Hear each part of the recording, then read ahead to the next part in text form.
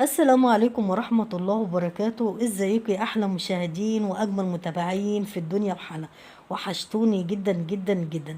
يا ريت تدعميني بلايك، ولو اول مرة تشوفيني فضلا وليس امرا اضغطي لايك واشتركي في القناة وفعلي زر الجرس عشان يوصلكم مني كل جديد. اول رد من حسن شاكوش بعد ازمته مع زوجته: البيوت فيها اسرار، واحنا بنخاف على بنات الناس وهي لسه مراتي.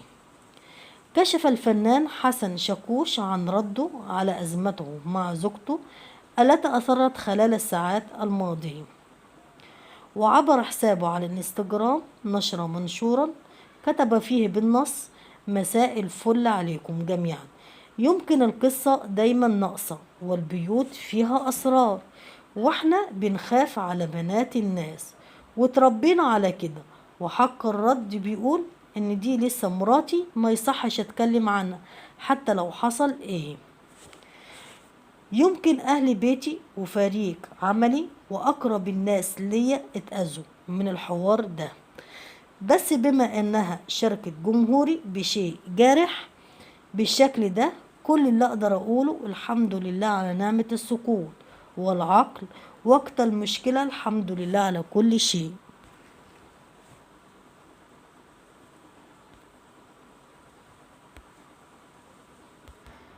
طب لما حضرتك بتخاف على بنات الناس، ليه طردتها من البيت اللي انتم مقيمين فيه في عز الليالي؟ يعني في نصاص الليالي كده طردتها من البيت.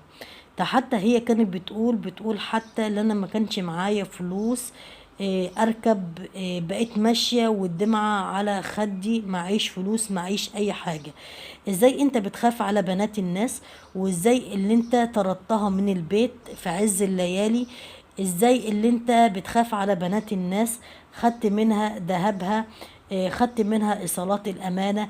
ازاي بتخاف على بنات الناس وانت خدت منها كل حاجة وطردتها من البيت، حتى القايمة كل حاجة؟ ازاي بتخاف على بنات الناس؟ طبعا يعني في خلافات ما بينهم هما الاتنين، ما بين حسن شاكوش اللي هو مطرب المهرجانات وزوجته ريم طارق.